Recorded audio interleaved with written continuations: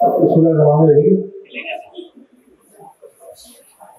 से तकरीबन कमोबेश 20 साल पहले मैंने आर्बिट्रेशन का एक बड़ा महदूद कोर्स किया, तो जहाँ पर मेरे उस्ताद ने मुझे पहली चीज को बताई जो मुझे आज तक याद है वो ये है that a bad deal is better than a good case. So if you have to choose between a bad deal and a good case, always choose the bad deal, because the good case will transpire after 15 years, maybe 20 years, और उसको जो eventual result होगा, it will be no good.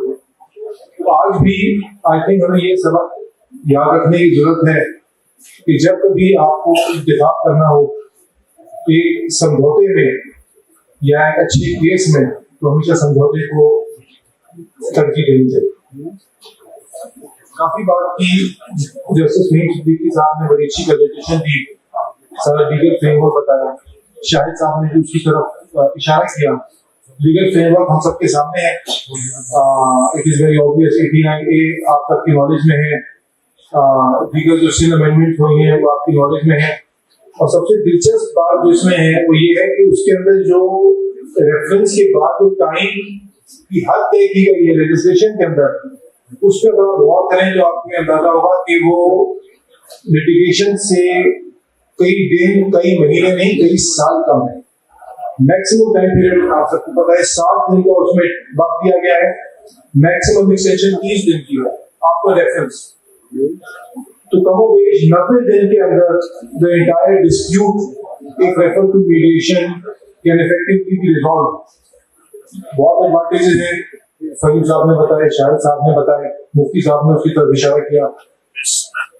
It is a very effective expeditious tool, खास तौर पे अगर इस पे रोशनी डालने फैमिली केसेस के अंदर, जहाँ पे कई मुकदमात में आपको माइनर्स को, बच्चों को भी कोर्ट में लाना पड़ता है, उस माहौल में एक्सपोज करना पड़ता है जिसमें शायद उनके लिए माहौल वो साजगार नहीं है, वहां पे it can be very effective.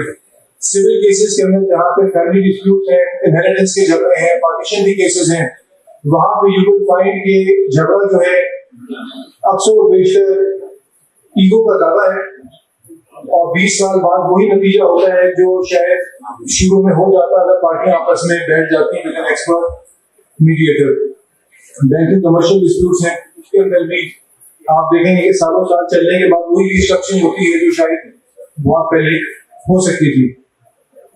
Faheem साहब से सवाल किया गया in reference to the company act, तो मैं आपको ये बता रहा हूं, आपने शायद सवाल किया। You would be happy to know that recently in the last month the Honorable Company Judge of the High Court has referred to matters for mediation. उसके 2 जजमेंट अभी हाल ही में पास हुए हैं, पिछले महीने की बात है, दिसंबर के महीने के अंदर 2 जजमेंट पास हुए जहाँ पे 2 बड़े डिस्प्यूटेड कंपनी मैटर्स को मीडिएशन के अंदर रेफर किया गया। I am not saying it is enough, but I am saying it's a beginning, it's a start, and इंशाल्लाह this will only go forward. Statistically मैं आपको बताना चाहूंगा कि जो कोर्ट अपॉइंटेड मीडिएशन सेंटर है हाई कोर्ट के अंदर, उसके अंदर देवर 300 केसेस, 300 केसेस रेफर हुए वहां पे, जिसमें से 142 केस रिटर्न हो गए दीगर वजूहात की वजह से, वकीलात के ना आने की वजह से। मगर उस high court dispute resolution centre जो है मीडिएशन सेंटर, उसने 152 केसेस को कंक्लूड किया, 152, और उसके अंदर से you will be surprised to know कि 107 केस जो थे 152 में से वो सक्सेसफुली मीडिएट हुए। This shows the effect of mediation. This shows how time effective, cost effective mediation can be। कम से कम कमोबेश 65 से 70% केस सिर्फ और सिर्फ इस हाई कोर्ट मीडिएशन सेंटर में हल किए।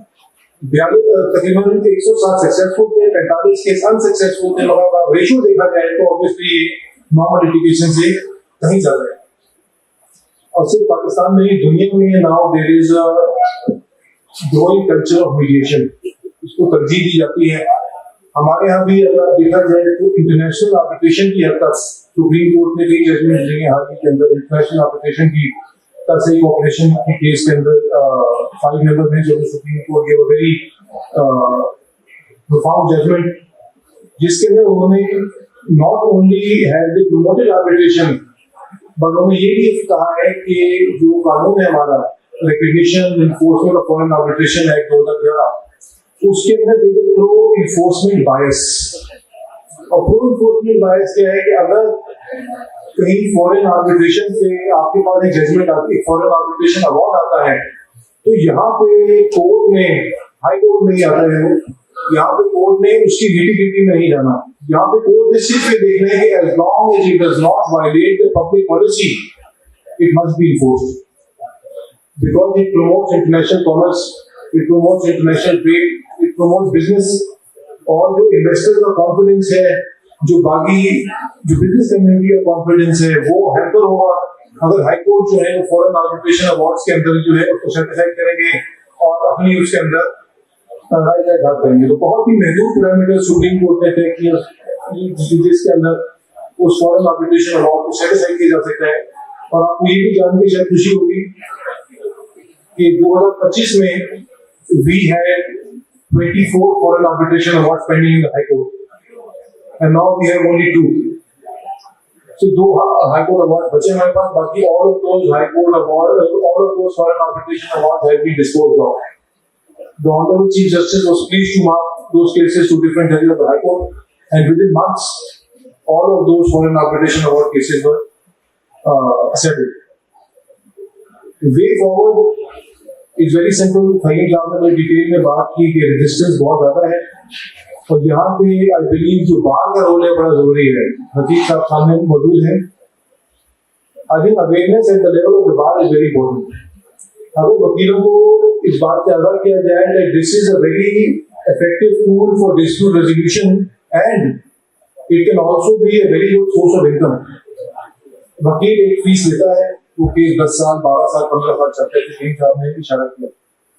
अगर उससे शायद फीस कम भी ले, अब ये देखिए उसका टर्न अराउंड टाइम क्या है। उसका टर्न अराउंड टाइम उससे कहीं गुना कम है as opposed to the turnaround time in litigation. And there is another source of income for lawyers in the mediation process.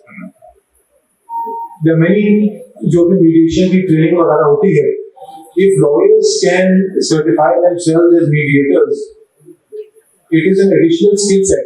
तो ये स्किल सेट एक वकील अपने उसमें शामिल कर ले तो this can be a very good, a very regular source of income. और ये जो कन्वेंशनल मेथड है लिटिगेशन वैसे हटके भी वकील जो है इसके अंदर it can be very useful.